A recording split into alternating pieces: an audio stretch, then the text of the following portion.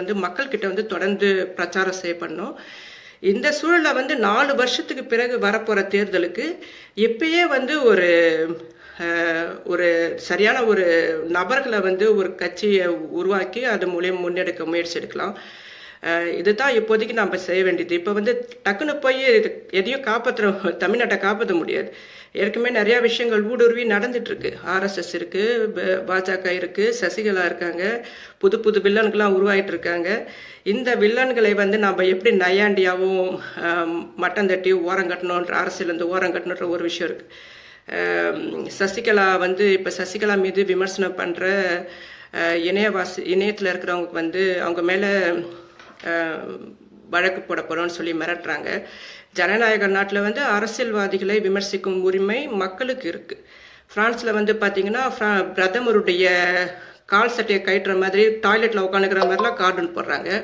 இந்த ப்ராடுங்களை வந்து நம்ம விமர்சிக்கக்கூடாதுன்னு சொல்கிறதுக்கு இதுங்களுக்கு எந்த ரூல்ஸ் வச்சுட்டு பேசுகிறாங்க? இப்போ வந்து பார்த்திங்கன்னா ஜெயலலிதா மரணம் அடைந்த டைமில் கொஞ்சம் பரவலாக சிலங்க விவாதிக்கும் போது ஜெயலலிதா மரணம் அடைஞ்சிட்டாங்களா அப்படின்னு சொல்லி ஏதோ பேசும்போது அந்த இளைஞர்களை பிடிச்சி சிறையெல்லாம் வச்சு ஒரு அச்சுறுத்தல்லாம் நடந்தது. என் மேலே பார்த்தீங்கன்னா 77 கேஸ் போட்டாங்க. ஆனால் ஒன்றுமே செய்ய முடியல இன்னை வரைக்கும்.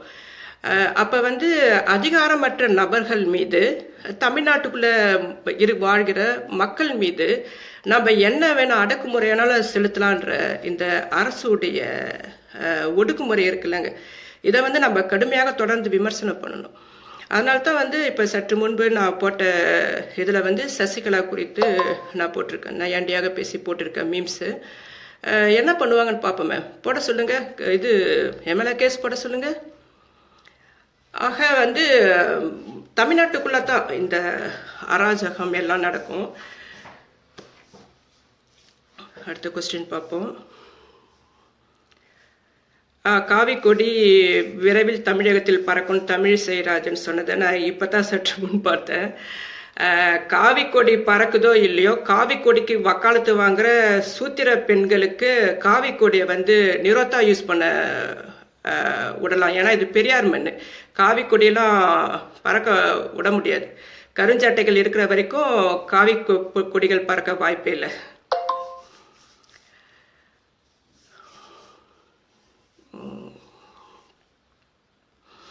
சசிகலா ஜெயலலிதா சமாதியில் 3 முறை சபதம்னு சொல்கிறாங்க. எனக்கு என்னமோ அங்கே போய் கோவத்தில் அடித்த மாதிரி தான் அந்த காட்சியை பார்க்கும்போது ஃபீலிங் வருது. என்னென்னா சமாதியை வச்சே இப்போ சீன் பண்ண ஆரம்பிச்சிட்டாங்க. ஏதோ சபதம் செய்கிறதன் மூலியமாக இவங்க ரொம்ப புனிதமானவர்களாகவும், தியானம் செய்வதன் மூலியமாக இவர்கள் ரொம்ப நேர்மையானவர்களாகவும் ஒரு இமேஜை கிரியேட் பண்ணுறாங்க. இதை ஆரம்பித்தது பன்னீர்செல்வம். அதனால் வந்து தான் பங்குக்கு சசிகலாவும் இந்த மாதிரி சேஷ்டைகள் செஞ்சுட்டு தான் இருப்பாங்க.